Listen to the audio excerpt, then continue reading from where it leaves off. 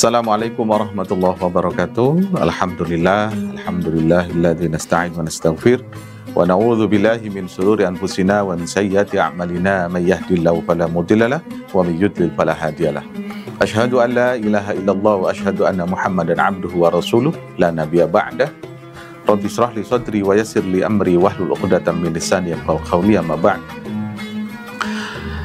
Yang kami hormati sahabat Posko Media, alhamdulillah kita bertemu kembali dalam One Day One Hadis bersama Mas Pemret dalam rangka mengisi bulan suci Ramadan. Harapannya kita mencari keberkahan di bulan suci Ramadan dengan berbagi kebaikan. Nah, pada One Day One Hadis ini kita akan banyak menukil hadis-hadis yang ada dalam kitab Mukhtarus Ahadits An-Nabawiyah. Mari kita awali pertemuan kita dengan bacaan suratul Fatihah. Mudah-mudahan apa yang kita sampaikan, apa yang kita kaji bersama mendapatkan keberkahan, mendapatkan kefahaman untuk kita semua. Bismillahirrahmanirrahim. Nabi Mustafa Muhammadin sallallahu alaihi wasallam.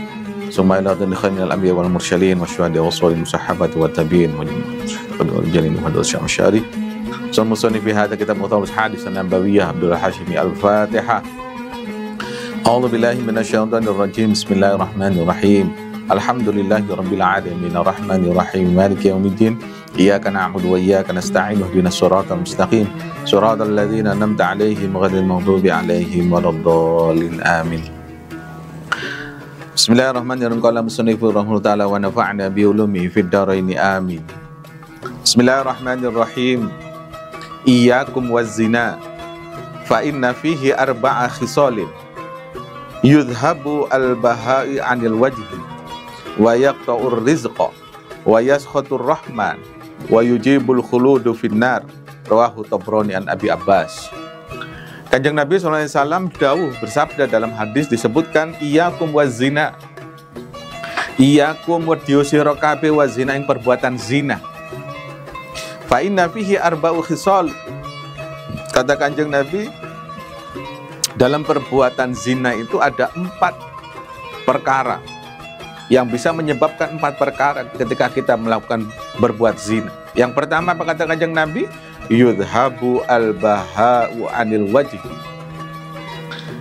Yudhabu iku bakal menghilangkan al-baha'i ing kebagusan anil wajhi saking wajah. Jadi orang yang zina itu wajahnya itu bakal suram kira-kira. Kebagusan dalam wajah itu bakal hilang, kata Kanjeng Nabi. Yang pertama itu. Yang kedua, wa yaqta'ur rizqa. Jelas kata Kanjeng Nabi, wa yaqta'ur rizqa. Ketika kita melakukan perbuatan zina, yang pertama tadi bisa menghapus, menghilangkan kebagusan dalam wajah kita. Wajahnya yang harusnya bersinar, berseri-seri, wajahnya enak dilihat, enak dipandang. Yang kedua kata Kanjeng Nabi, wa yaqta'ur rizqa. Bisa memutus rezeki. Pintu rezeki kita mungkin bisa terputus, ketutup karena gara-gara kita melakukan zina. Wa yuskhitur rahman.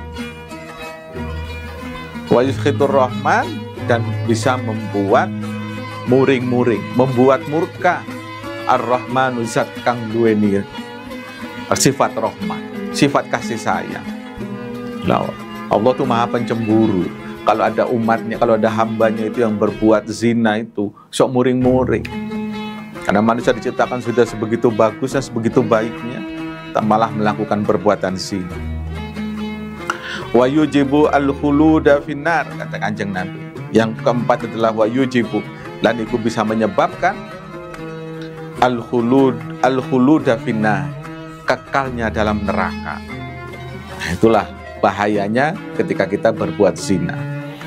Makanya Kanjeng Nabi mengingatkan kepada kita semua, iyyakum waz-zina, takutlah kamu semua dengan perbuatan zina.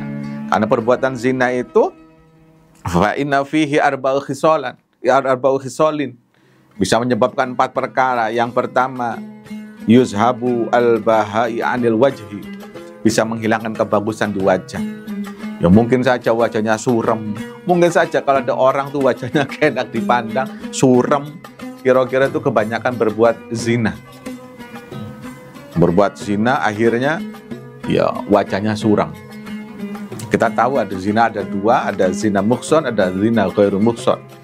Zina muhson itu dilakukan oleh mereka yang sudah menikah. Kalau zina ghairu muhson, mereka yang berbuat zina ketika berbuat zina, mereka yang belum pernah menikah.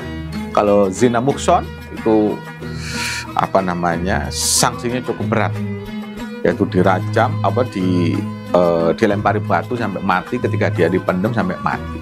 Tapi kalau zina ghairu muhson itu dijilid, dicambuk 100 kali dan diasingkan keluar dari kampung. Itulah bahayanya. Itu sanksi secara syariat. Tapi sanksi dari Allah langsung ada 4 perkara itu tadi. Yuzabu albahu fil wajh. Wajahnya itu nggak asik lah untuk dilihat, nggak menyenangkan kira-kira. Kebagusan di wajahnya dihilangkan oleh Allah. Keberkahan, ketampanan. Meskipun dia tampan mungkin, tapi wajahnya nggak dilihat, karena keberkahan ketampanannya itu ditarik oleh Allah Subhanahu wa Ta'ala, karena dia melakukan perbuatan zina. Yang kedua, ini orang berbuat zina itu bisa menyeretkan rezeki. Makanya kita ketika kok rezeki rodok seret, kita bermuhasabah kepada diri kita. Barangkali kita punya dosa, barangkali kita pernah melakukan zina atau apapun, kita bertaubat kepada Allah Subhanahu wa Ta'ala. Agar apa? Agar tidak sampai sampai memutus rezeki kita, memutus jalan rezeki kita. Itu yang kedua. Yang ketiga, wayuskhitur rahman, membuat Allah murka. Sudah hal-hal yang diharamkan malah dilakukan, mesti Allah murka. Ganjaran yo neraka iku mau. Ganjaran. Wa yujibul al-khuluda finnar. Yang keempat, balasannya adalah bakal kekal di api neraka. Hati-hati dengan perbuatan zina. Kalau berbuat zina, jangankan berbuat zina, sudah diingatkan la taqrabu zina. Janganlah kamu mendekat saja, tidak boleh. Jangan dibalik. Oleh mendekat tidak boleh berarti ngelakoni oleh. Ya tidak begitu. Mendekat saja tidak boleh, apalagi melakukan. Sudah di-warning sebelum. Karena kalau sudah dekat zina, itu bahaya.